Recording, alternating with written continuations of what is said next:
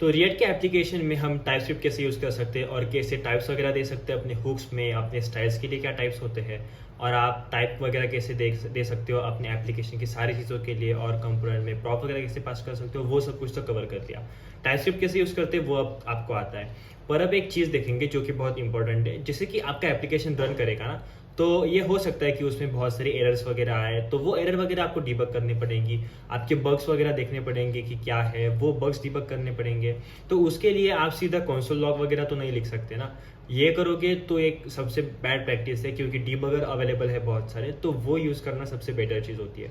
तो इसलिए रिएक्ट ने खुद से एक एप्लीकेशन या फिर एक सॉफ्टवेयर कह लो या फिर एक एक्सटेंशन कह लो अवेलेबल करके दिया है, जिसका नाम है रिएक्ट डेव टूल्स। तो वो देखते हैं क्या होता है। रिएक्ट डेवलपर टूल्स, जैसे कि इसका नाम है, और ये कहते हैं कि use React developer tools to inspect React components, edit props and states and identify performance problem. तो ये चीज़ें आप कर सकते हो, लाइक कंपोनेंट्स देख सकते हो, अपने एडिट कर सकते हो प्रॉप्स को और स्टेट को, और आइडेंटिफाई कर सकते हो अपने परफॉर्मेंस के प्रॉब्लम्स वगैरह। ये ब्राउजर एक्सटेंशन में अवेलेबल है। तो ब्राउजर एक्सटेंशन किस किस चीज़ों के लिए अवेलेबल है? क्रोम के लिए है, फायरफॉक्स के लिए है और एज के लिए है। मतलब देखा जाए तो सारे क्रोमियम बेस्ड चीज़ें जो है उनके लिए है। तो क्रोमियम बेस्ड जो भी ब्राउजर है, इनके अलावा भी जैसे कि ब्रेव ब्राउजर हो गया, आर्क ब्राउजर हो गया, जो कि मैं यूज़ कर रहा हूँ, उसमें ये चल जाएगा, क्रोमियम बेस्ड ब्राउजर के लिए चल जाएगा। तो आप क्या कर सकते हो, उस पेज को विजिट कर सकते हो और ये इंस्टॉल कर सकते हो, और उसके बाद आपको कुछ ऐसा व्यू दिखेगा अपने कंसोल के साइड में जो होता है ना अपना, वहाँ पे। तो ये आप देख सकते हो कैसे काम कर रहा है सब कुछ। सफारी और अदर ब्राउजर्स जो कि सपोर्ट नहीं करते क्रोमियम को या फिर क्रोमियम से बिल्ड नहीं हुए, उन ब्राउजर्स के लिए क्या करना पड़ेगा आपको? रिएक्ट डेव टूल्स नाम का npm पैकेज है, वो आपको इंस्टॉल करना पड़ेगा ग्लोबली। मतलब क्या? npm इंस्टॉल और -g मतलब ग्लोबल फ्लैग है, या फिर यानी इंस्टॉल कर रहे हो तो ग्लोबल नाम का आपको कीवर्ड देना पड़ेगा, और उसके बाद में रिएक्ट डेव टूल्स कर दिया तो ये इंस्टॉल हो जाएगा। इस तरह से आप रिएक्ट डेव टूल्स खुद से इंस्टॉल कर सकते हो। और आपको क्या करना पड़ेगा? टर्मिनल में रिएक्ट डेव टूल्स को कॉल करना पड़ेगा, लाइक वो कमांड एग्जीक्यूट करनी पड़ेगी, और उसके बाद अपने स्क्रिप्ट टैग में, रिएक्ट का जो स्क्रिप्ट टैग होता है, index.html फाइल है उसमें स्क्रिप्ट टैग होता है, वहाँ पे आपको ये डालना पड़ेगा। जैसे कि मैं दिखाता हूँ आपको कि कहाँ पे डालना है ये चीज़। ये रहा अपना React.js का एप्लीकेशन, और इसे अगर मैं बड़ा कर लूँ और फॉन्ट भी थोड़ा सा बढ़ा लूँ ताकि आपको दिख जाए, और यहाँ पे जाओ index.html वाली फाइल में, तो देखो यहाँ पे आपकी index.html फाइल है। तो इन्होंने कहा है कि इसे ऐड करना है अपने हेड में सबसे ऊपर। तो हेड में सबसे ऊपर मतलब यहाँ पे आप स्क्रिप्ट टैग ऐड कर दोगे तो आपका डेव टूल्स चलने लगेगा इस एप्लीकेशन के लिए। और सेम चीज़ है रिएक्ट नेटिव वाली चीज़ों के लिए, कि आपको बस ये इंस्टॉल करना है और इसे रन कर देना है, और रनिंग एप्लीकेशन में वो ऑटोमेटिकली एम्बेड हो जाएगा और आप देख पाओगे।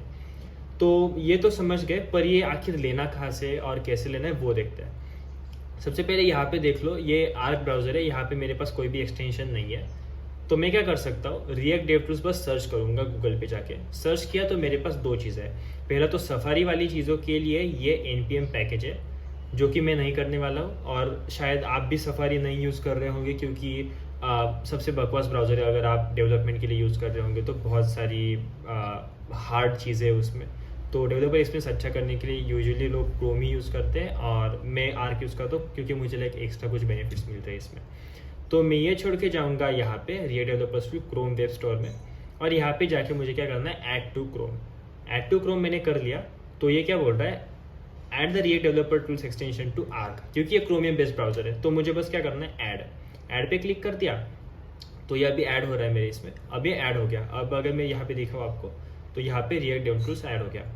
अब हम एक चीज़ करते हैं, अब हम जाते हैं अपने एप्लीकेशन में और यहाँ पे करते हैं npm run dev। npm run dev किया तो एप्लीकेशन रन हो गया 5173 के पोर्ट पे। यहाँ पे आता हूँ और जाता हूँ लोकल होस्ट 5173 पर, और यहाँ जाने के बाद देखते हैं अपना एप्लीकेशन सही चल रहा है, आप क्लिक वगैरह कर पा रहे हो, सब कुछ हो रहा है। जो चीज़ हमें देखनी है मेन, वो ये है कि हम यहाँ पे जा सकते हैं और देख सकते हैं रिएक्ट का एप्लीकेशन क्या कह रहा है। This page is using development build of react. Note that development build is not suitable for production, make sure use the production build before deployment. तो ये कह रहा है कि प्रोडक्शन बिल्ड वगैरह आप देख सकते हो डिप्लॉयमेंट के लिए। और यहाँ पे इन्होंने एक और नोट दी है, open the developer tool and component and profiler tab will appear to the right. मतलब डेवलपर्स टूल ओपन करना है और वहाँ पे आपको दिख जाएगा कंपोनेंट और प्रोफाइलर टैब। तो देखते ही ये करके डेवलपर टूल ओपन करना है, राइट क्लिक कर लो अपने पेज पे और इंस्पेक्ट कर लो। इंस्पेक्ट कर लिया तो यहाँ पे आपको सब कुछ दिख रहा है, और यहाँ दिख रहा है हमें कंपोनेंट्स और प्रोफाइलर। मैं जाता हूँ कंपोनेंट्स में और देखते हैं यहाँ पे क्या है, ऐप है जो कि मेरा ऐप कंपोनेंट को रिजेंबल कर रहा है यहाँ पे।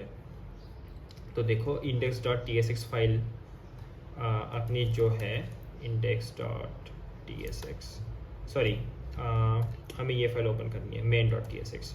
main.tsx में हम क्या कर रहे हैं, रेंडर कर रहे हैं अपने रूट नाम के div में। क्या रेंडर कर रहे हैं, ऐप। तो ऐप कंपोनेंट सबसे पहले आएगा, तो ऐप कंपोनेंट सबसे पहले आ रहा है। और ऐप कंपोनेंट के अंदर हम क्या रेंडर कर रहे हैं, h1 और बटन, तो उसके अंदर बटन कंपोनेंट आएगा। तो ऐप कंपोनेंट है और उसके अंदर बटन कंपोनेंट है। ऐप पे अगर क्लिक किया तो यहाँ पे ऐप की सारी चीज़ें दिख रही है। प्रॉप क्या है, कुछ भी नहीं। स्टेट क्या है, 0। रेंडर बाय मतलब रेंडर किससे हुआ है, क्रिएट रूट से। जैसे कि आप यहाँ पे देख सकते हो क्रिएट रूट से रेंडर हो रहा है ऐप, ये वाला क्रिएट रूट। इसके बाद क्या, रिएक्ट डॉम का वर्जन कौन सा है वो आ गया। और सोर्स का है app.tsx 6, लाइन नंबर 6 app.tsx, और ये लाइन नंबर 5 पे है। तो इस तरह से ये काम करेगा, मतलब 6 से स्टार्ट होगा, ये कह रहा है। स्टेट 0 करके दिया है इन्होंने हुक्स के लिए। अगर मैं बटन पे क्लिक करूँ तो देखना क्या आता है, बटन पे प्रॉप्स डली हुई है। बटन पे प्रॉप्स क्या क्या है, label, counter, handle, button click. यहाँ पे आया label, counter, handle, button click, और ये फंक्शन है तो इस तरह से आ गया, सारी चीज़ें ऐसी आ गई। मैं यहाँ पे क्लिक करके एक नई एंट्री डाल सकता हूँ, जैसे कि वहाँ पे दिखाया था कि स्टेट और प्रॉप्स आप अपडेट कर सकते हो। ये रेंडर कहाँ पे हुआ है, ऐप पे हुआ है।